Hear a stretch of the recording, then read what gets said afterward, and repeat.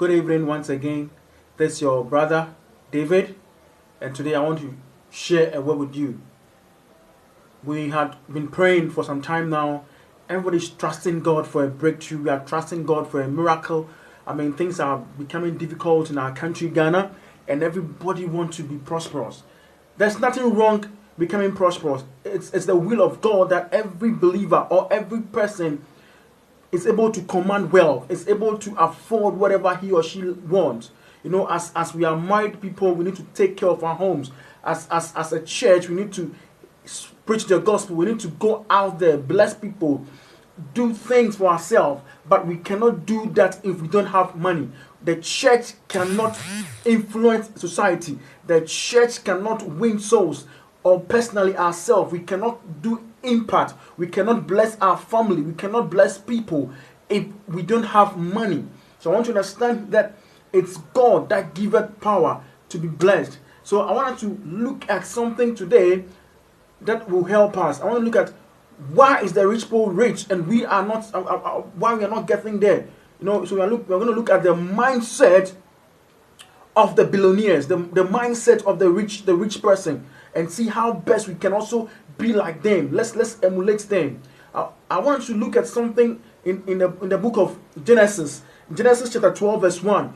God called Abraham and he told him, leave your father's house and then I shall bless you. God was showing him a land that he wants him to go, and he said, I shall multiply you. I believe you know the story. God's intention was to bless Abraham, not Abraham. It's not our effort. God's duty is to bless mankind. The duty of God is to bless us, to make us prosperous. He wished above all things that we shall be prosperous. That's the ultimate goal God wants for us. He wants us to recover. He wants us to recover everything that we've lost. He wants us to command the wealth. Okay? That's why he called Abraham to come out of that. So it is not our duty, it's the duty of God to do that. I want us to read something in the book of Deuteronomy 28. Let me help reading. And it shall come to pass, if thou shalt hearken diligently unto the voice of the Lord, and thou shalt observe and do all this commandment, then the Lord will bless thee. So what is God is saying to us, that if only we shall hearken to his commandment, he will bless us. If only we shall do the right thing, God is willing to bless us. But then, it's a two-way affair. As for God, he's ready to bless us. But for us to have that blessing, there's a part we ought to play. And that is what I want to bring to light today. Many believers are just praying and are just waiting on God for a miracle, but they are not playing the part. They are not playing their part as it's required. There is a part to play. 0 times any figure, it's 0. Even if God should bring you millions of money as a miracle right now, and you have no idea, you are not developed, you are not equipped to handle that money, my brother, that money will destroy you and you go back to 0. Donald Trump, the US president, said something which I really love. He said when he lost, sometime back, he lost most of his wealth, and then he recovered, and they asked him, how do you make it? He said, I lost my money. I didn't lose my brains.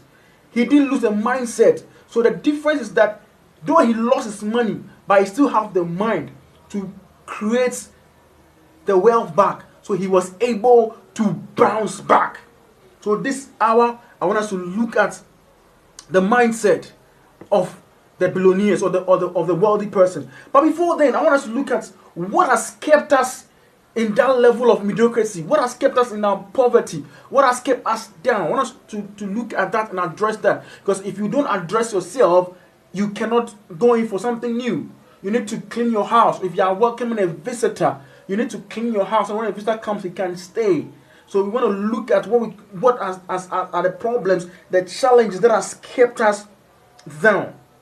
And it's very, very important that we look at all those things, because if we don't identify them, it will not help us.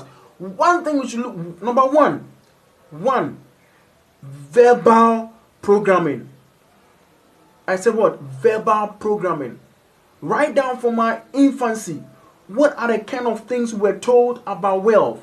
What are the kind of things we're told about money? You know, we grew up in a society. What is society? How does society see money?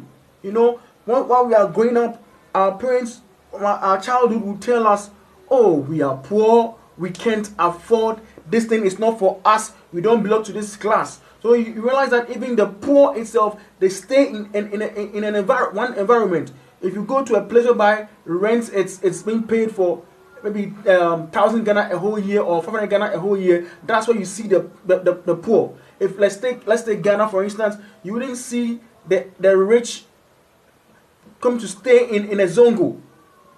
I'm not saying they're not rich people, but like what I'm trying to say is that the poor stay together because they can afford that location, because they can't pay $1 at East Legon or Spinters, so they prefer being in the slum. So because we grew up in that nature with those people, it make us believe that look, money is nothing, we can't afford. That's the verbal programming that has been said to us.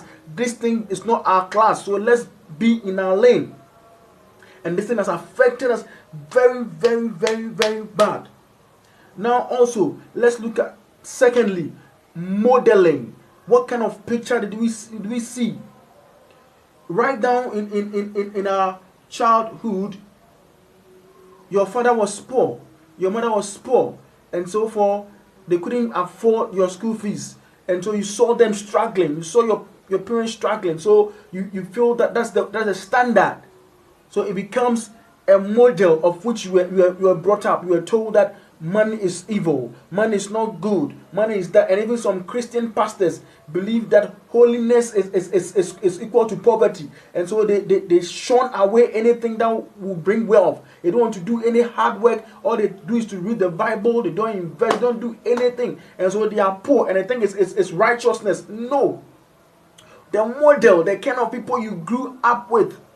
I, for one, was born in Nima or born in a slum, so it actually affected me until I grew up. And the reason why I'm able to share this with you is that at least I met a lady, my wife, I'm so proud of, that actually changed my perception, and it has made me who I am today. So I'm bold enough to share with you certain things that I did that has actually corrected me. So modeling, what kind of modeling that our parents set for us? They tell you, oh, okay, you ask your mother money, tells you go to your father. So they believe that it's only father that can handle money. So some people think it's only men that can handle money. No. In the ministry of Jesus, it was women that supported him. So our model, the kind of model that was modeled in our childhood, we should look at that as well. Then thirdly, specific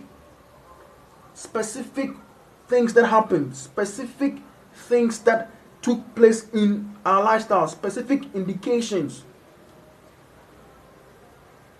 At one point in time, you were sacked from school fees, and your father had to sell something, and it wasn't up to.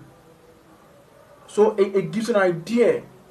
There were specific incidents that happened in life. In one point in time, you were dropped out because your parents couldn't afford. So you felt that, oh, I'm a dropout, I had to learn a trade. So even if the blessing comes, you feel that I cannot handle it. How can it be possible? How can it be possible?